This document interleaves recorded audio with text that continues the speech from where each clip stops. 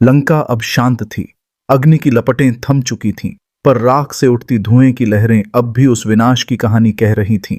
में उस धुएं के बीच हनुमान जी आगे बढ़ रहे थे। तन पर अग्नि के निशान थे, पूंछ जली हुई थी, पर चेहरे पर दर्द नहीं, बस करुणा, धैर्य और विश्वास झलक रहा था।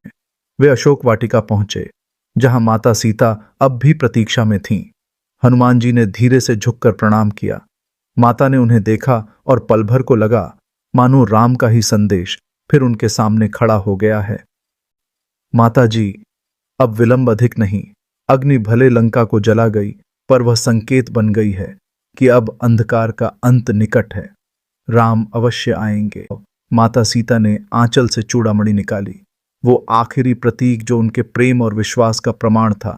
उन्होंने उसे हनुमान जी के हाथों में रखते हुए कहा, वत्स, इसे प्रभु राम को देना और कहना, सीता अब भी वही है, वही प्रेम, वही प्रतीक्षा, वही विश्वास। हनुमान जी ने दोनों हाथों से चूड़ामणि को अपने हृदय से लगाया।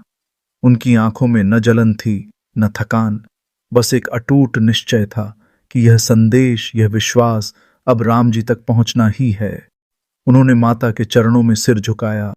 वह क्षण नमन का था, समर्पण का था और असीम प्रेम का था। फिर वे उड़ चले, लहरों के ऊपर, आकाश के बीच, अपने जले हुए तन में भी वह आस्था की ज्योति लिए हुए। उनकी गति में वेदना नहीं थी, बल्कि विश्वास की उड़ान थी, क्योंकि जब दिल में राम हो तो हर दर्द एक नई ऊर्जा बन जाता है।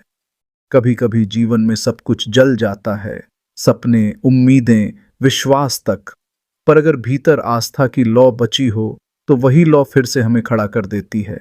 हनुमान जी हमें ये भाव देते हैं, जब तुम खुद दर्द में हो तब भी किसी और को उम्मीद देना मत छोड़ो, क्योंकि वही उम्मीद तुम्हारे भीतर छिपे दिव्य बल को जगाती है।